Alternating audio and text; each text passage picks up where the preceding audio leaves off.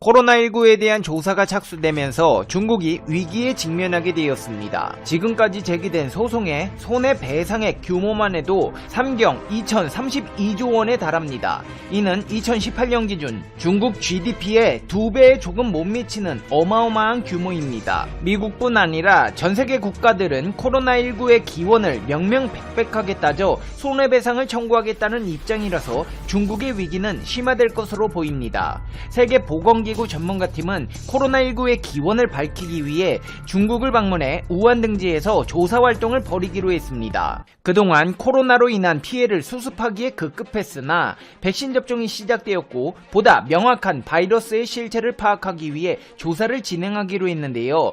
WHO 조사단은 코로나19에 대한 책임 규명이 아니라 기원을 밝혀내는 것이라며 코로나19가 처음 보고된 우한, 화난, 도매시장을 거점으로 우한에서 시작하지만 어디든 방문할 수 있다는 입장입니다.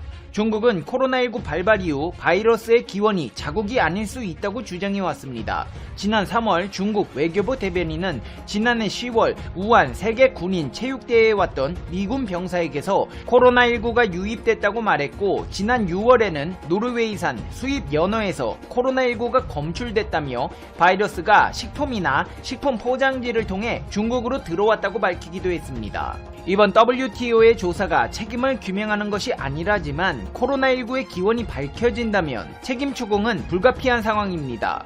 12명에서 15명의 국제 전문가들로 구성된 국제조사팀은 중국 연구원들이 수집한 인간과 동물의 표본을 포함한 증거를 조사하고 그들의 초기 연구를 발전시키기 위해 중국 우한으로 갈 준비를 하고 있습니다. 조사단은 중국에 입국해 격리에 소요되는 시간 2주를 포함해 5주에서 6주 동안 조사를 이어나갈 계획입니다. 문제는 코로나19 발생 초기에 안일한 대응과 중국의 우호적인 입장으로 비판을 받았던 조사단이 이번 활동을 통해 코로나19 기원을 밝혀낼 수 있을지는 미지수라는 것입니다.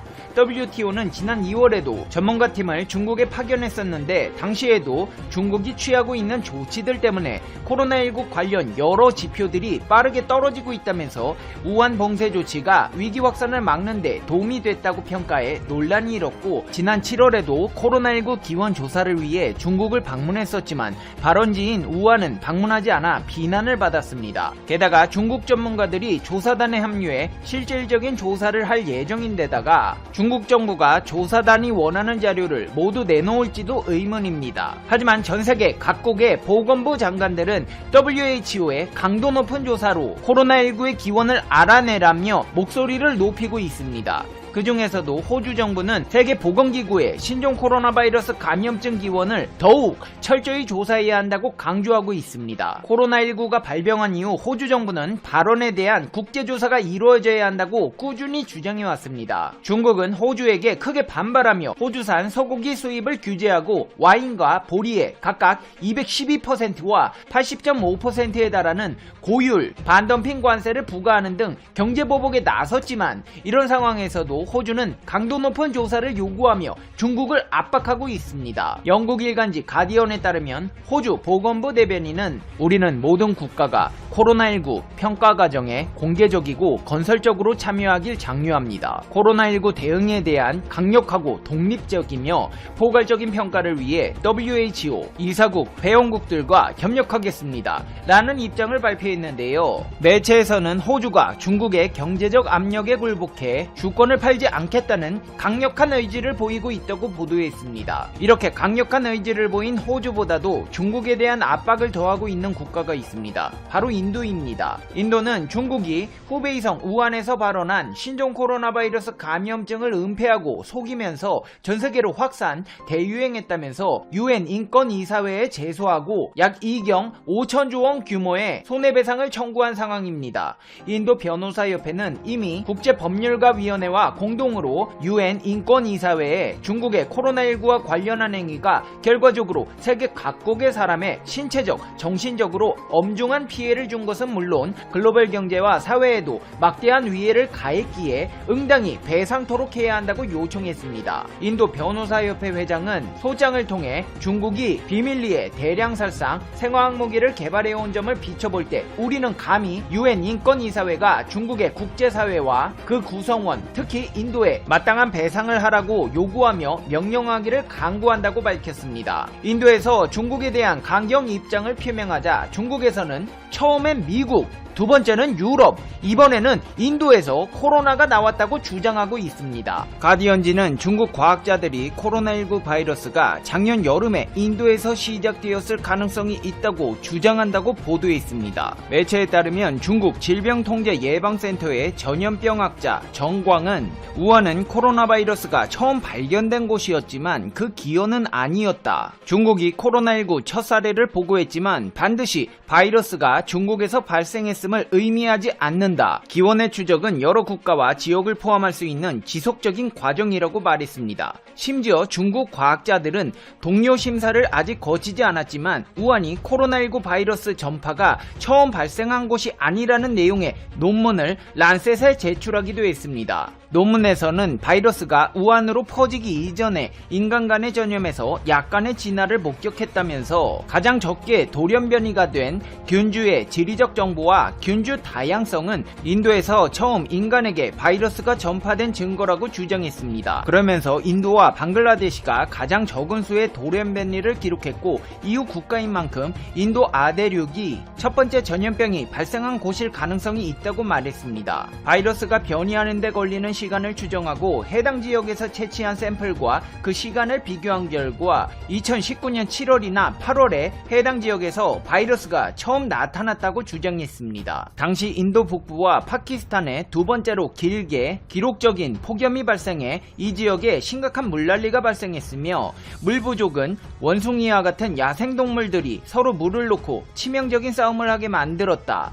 사람과 야생동물이 상호작용을 할 수 있는 기회를 확실히 늘렸을 것이라고 했습니다. 전문가들은 이런 주장들에 신빙성이 없다고 봤습니다. 세계보건기구의 보건비상사태 프로그램 책임자 마이클 라이언은 이러한 주장에 매우 추측적인 일이라며 인간의 사건이 발생한 곳에서 조사를 시작하는 것은 공중보건 관점에서 명확하다. 가장 확실해 보이는 것은 질병의 최초 기록 사례가 중국에서 발생했다는 것이며 따라서 바이러스가 중국에서 발생했을 가능성이 가장 높다고 밝혔습니다. 호주와 인도에서 중국을 압박하고 있지만 중국의 가장 큰 부담으로 다가오고 있는 국가는 미국입니다. 최근 미국 언론에서는 충격적인 폭로를 내놨는데요. 미국 CNN 방송은 중국 질병예방통제센터 연구자료를 인용해 신종 코로나 바이러스 감염증이 발생한 중국 후베이성 우한 지역의 감염자 수가 공식 통계의 10배에 달하는 50만 명일 가능성이 있다는 보도를 내놨습니다.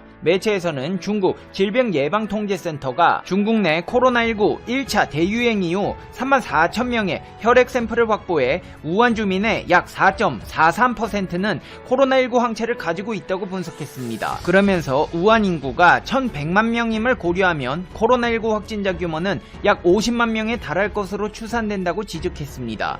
우한 보건당국이 공식적으로 발표한 지역 내 코로나19 감염자 수는 5만 354명입니다. 실제 확진자는 공식 통계의 10배에 달할 수 있다는 의미입니다. CNN에서는 익명의 중국 의료 종사자가 제보한 후베이성 질병통제예방센터의 내부 문건을 인용해 우한 보건당국이 집계한 확진 사망자 수를 중국 중앙정부가 축소했고 우한 보건당국은 장비가 열악해 실제 피해 규모를 정확하게 파악하지 못했다고 보도했습니다. 하지만 중국 정부는 전세계 국가들의 압박에도 아랑곳 없이 자국의 코로나19 대처가 영웅적이었다고 자평하고 있습니다. 시진핑 중국 국가주석은 중국 CCTV 등 관영 매체가 총동원된 가운데 대국민 연설에서 신년 연설을 했는데요. 2020년은 극도로 평범하지 않은 한 해였다. 갑자기 나타난 코로나19에 직면해 우리는 인민과 생명을 최우선으로 하는 인류애로 끈질기게 전염병과 싸우는 서사시를 썼다. 평범함이 위대함을 만들고 영웅은 국민에게서 나온다. 위대한 조국과 인민, 자강불식의 민족 정신이 자랑스럽다. 중국은 세계 주요국 가운데 가장 먼저 플러스 경제 성장률을 달성할 것이라며 탈빈곤 등 중국이 오래 거둔 경제 성과들을 강조했습니다. 전 세계 국가들의 평가와는 상반된 중국의 입장 표명. 코로나19의 기원을 파헤치려는 국가들의 노력이 중국에게 어떤 결과로 다가올지 귀추가 주목되고 있습니다. 이제 페페TV의 결론입니다. Conclusion. 안녕하세요. 상식이 도인되는 지식스쿨 최 기자입니다. 도로 위를 달리는 가장 빠른 경주. 세계 최고의 모터스포츠. 다들 한 번쯤은 들어봤을 겁니다. 이 경기의 이름은 포뮬라 1. F1은 한국에서는 다소 접하기 힘든 종목이지만 위상이 대단한 스포츠입니다. 우선 무대에서 성공하기만 하면 국가적 기념식 때 최고 지도자에게 초청을 받거나 기사 자귀를 받고 올림픽 개막식 때 오륜기를 들고 나올 정도입니다. F1은 전 세계 20명에게만 주어지는 직업인 만큼 그 위상에 걸맞은 최고 수준의 드라이버들만 모입니다. 애당초 F1의 취지 자체가 자동차 제조사들이 얼마나 더 빠르게, 더 정교하게, 더 기술적이고 혁신적이게 차를 만드는지에 대한 자웅을 겨루는 게 목적입니다. 따라서 빠른 드라이버가 존재하고 그 드라이버에 맞는 빠른 차가 생긴 게 아니라 빠른 차를 만들고 그 차를 몰 수 있는 드라이버들이 모여든 것이라 할 수 있습니다. F1의 레이스카는 제로백을 최소한 2.5초 이내로 해내는데요. 이렇기 때문에 선수들은 레이스카와 한몸이 되어 경쟁을 하기 때문에 목숨을 걸고 있다고 봐도 무방합니다. 그렇기에 선수가 되기 위해선 거의 전투 조종사 수준의 체력이 요구되죠. 빠른 속도로 탈 것을 조작해야 하는 만큼 수 킬로미터 전방의 사물을 정확히 포착할 수 있는 시력과 빠른 속도를 견디기 위한 근력, 근지구력을 가져야 하는 것은 물론 충치, 습관성 탈골과 같은 신체적인 결함도 없어야 합니다. 때문에 F1의 선수로 데뷔하는 일은 까다롭도 못해 기이할 정도로 극단적입니다. 심지어 이 모든 조건을 어렵사리 뚫고도 운이 따라줘야 팀에서 러브콜을 받을 수 있죠. 이처럼 엄청난 체력과 정신력, 그리고 이 모든 것을 뒷받침해줄 자본 등이 필요했기에 과거 F1은 유럽과 같이 부유한 국가에서 즐기던 스포츠였습니다. 그런데 지난 7일 이 F1에 한국인 핏줄을 가지고 있는 자랑스러운 선수가 등장했습니다. 영상 시작 전 좋아요와 구독 부탁드립니다. F1 역사상 처음으로 등장한 한국계 선수의 이름은 한세용입니다. 한세용 선수는 1995년에 런던에서 한국인 어머니 한정화 씨와 스코틀랜드인 아버지 존 에이킨 사이에서 태어났는데요. 그는 어려서부터 차근차근 코스를 밟아 현재 윌리엄 레이싱팀의 리저브 드라이버로 활동하고 있습니다. 혼혈인인 한세용 선수는 한국말이 서툴긴 해도 본인에게 한국인의 피가 흐른다는 사실에 대해서는 강한 자부심을 가지고 있습니다. 그는 과거 다양한 포뮬러 레이스에 출전해 좋은 성적을 거둬올 때마다 나는 절반은 한국인, 절반은 영국인이며 두 나라의 혈통 모두 자랑스럽다며 자신에게 한국인의 정신이 흐르고 있음을 부각시켜 왔습니다. 또 그동안 F1으로 가기 위한 하부리그 F2 무대에서 태극기와 함께하는 한국계 선수로 널리 알려졌는데 태극기와 영국기가 함께 붙여져 있는 헬멧이나 레이싱 슈트를 모든 대회마다 착용해 출전해왔죠. 앞서 언급했듯이 F1에 출전하기 위해서는 큰 행운도 따라주어야 합니다. 한세용 선수에게도 이 행운이 따라주었는데요. 한세용 선수는 올해 초 합류한 윌리엄스 팀의 예비 선수였죠. 그러던 중 세계 정상급 레이서 루이스 해밀턴이 코로나19에 걸리자 그의 빈자리를 메우기 위해 같은 팀 동료 조지 러셀이 잠시 다른 팀으로 떠났고 윌리엄스 팀은 러셀이 빠진 자리에 한세용 선수를 출전시키기로 결정한 겁니다. 그리고 지난 7일 한세용 선수는 바레인 사키르에서 열린 2020 F1 월드 챔피언십 16라운드 사키르 그랑프리에서 16위를 차지하며 완주에 성공해 가능성을 인정받았죠. 그는 레이스 도중 곡선 구간을 빠져나오다 스핀이 일어나는 바람에 방호벽에 머신의 앞부분을 충돌하는 위험한 상황을 맞고도 완주를 해냈는데요. F1의 레이스카 시속 360km로 KTX보다 빠른 속도로 달리는 만큼 위험 부담도 아주 크기 때문에 자칫 작은 사고로 목숨을 잃거나 크게 다칠 수 있습니다. 하지만 다행히 첫 경주에서 부상 없이 완주를 해내 정말 자랑스럽고 대견할 따름입니다. 경기 후 그는 자신의 SNS를 통해 정신없는 레이스의 밤이었다. 기회를 엿보고 밀어붙였는데 실수를 했다. 나의 데뷔전을 잘 준비해준 윌리엄스 팀의 동료들에게 미안하다며 아쉬운 마음을 전했습니다. 하지만 한국계 레이서가 F1 그랑프리를 뛴 것 자체가 처음인데다가 동시에 당연히 완주를 한 것도 그가 처음입니다. 1950년 이후 70년간 F1 무대에서 달린 드라이버는 39개국에서 770여 명 뿐입니다. 그리고 동양계 선수는 손에 꼽을 수 있을 만큼 아주 적었죠. 때문에 이번에 열린 F1 2020 시즌 드라이버의 라인업만 살펴봐도 동양인 중 출전한 사람은 한 선수가 유일합니다. 이런 환경 속에서 처음으로 한국계 선수가 등장한 만큼 앞으로의 그가 펼치는 활약에 대해 기대가 큽니다. 그리고 여기 F1과 쌍벽을 이루는 세계 최정상급의 또 다른 모터스포츠 경기가 있습니다. 그 경기의 이름은 월드 랠리 챔피언십, 일명 WRC라고도 하죠. F1이 오로지 경기를 위해 그에 맞는 전용차를 만들어 포장된 서킷을 달린다면 WRC는 시중에 판매하는 상용차를 개조해 포장, 비포장, 눈길 등 상관없이 달리는 경기입니다. 지난 7일은 한국 모터스포츠계에 있어서 중요한 날이 되었습니다. 이날 F1에서 한국계 최초로 한세용 선수가 출격했고, 같은 날 현대자동차는 WRC에서 지난해에 이어 다시 한번 종합 우승을 거머쥐면서 모터스포츠마저도 강자로 확실히 자리매김하는 겹경사가 일어난 겁니다. 그렇다면 종합 우승을 한 현대자동차에 대해 조금 더 자세히 알아볼까요? 지난 3일에서 6일까지 총 나흘간 이탈리아 몬자에서 2020 WRC 최종전이 열렸습니다. 이날 현대자동차가 작년에 이어 제조사 부분에서 챔피언 타이틀을 확정지었죠. 이렇게 동일한 제조사가 2년 연속으로 WRC 우승을 차지한 건 2016년 폴크스바겐 이후 4년 만입니다. WRC의 마지막 경기가 펼쳐진 후 이탈리아 몬자에서는 현대차의 제조사 부분 종합 우승과 함께 애국가가 울려 퍼졌다고 합니다. 2020 WRC도 코로나19의 여파를 피해갈 순 없었는데요. 지난 3월 멕시코에서 열린 3차 대회를 끝으로 약 6개월간 경기를 중단됐다가 9월 에스토니아 랠리부터 남은 일정이 재개돼 올해 계획된 14개 라운드 중 7라운드만 치를 수 있었습니다.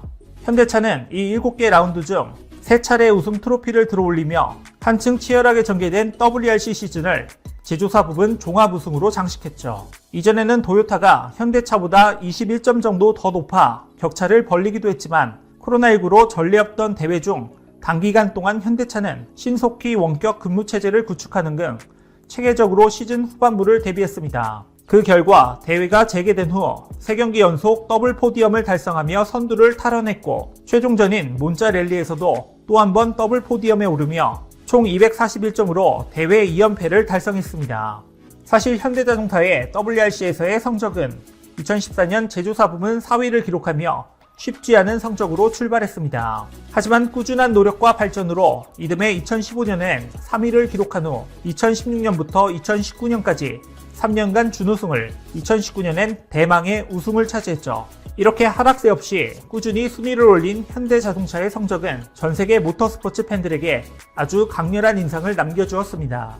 그리고 현대차는 내년에는 제조사 부분과 함께 드라이버 부분에서도 챔피언 타이틀을 거머쥐는 통합 우승을 목표로 다음 시즌을 준비하겠다고 전했습니다. 현대차 상품본부장 토마스 쉬메라 부사장은 가장 험난했던 시즌임에도 불구하고 현대차와 M브랜드 특유의 도전적 기풍을 발휘한 결과 챔피언 타이틀을 얻을 수 있었다며, WRC에서 얻은 성과를 밑거름 삼아 지속적으로 고객들에게 운전에 즐거움을 줄 수 있는 자동차 제조사가 될 것이라고 밝혔습니다. 코로나19 팬데믹의 장기화로 전 세계가 침체되고 암울한 분위기인 가운데 한국 모터스포츠계의 열기는 뜨겁기만 합니다. 더욱 빠른 속도로 갈망하며 최정상을 향해 도전하는 자랑스러운 그들의 열정이 코로나로 지친 한국인들의 심장을 뛰게 만들고 있습니다. 물론 아직 개척하지 못한 분야의 도전은 쉽지만은 않을 것입니다. 하지만 실패를 두려워하지 않고 끊임없이 도전하는 한국인만의 끈기로 과거 부유한 국가에서만 즐기고 장악하던 모터스포츠계에도 한 발짝 내디딜 수 있게 됐습니다.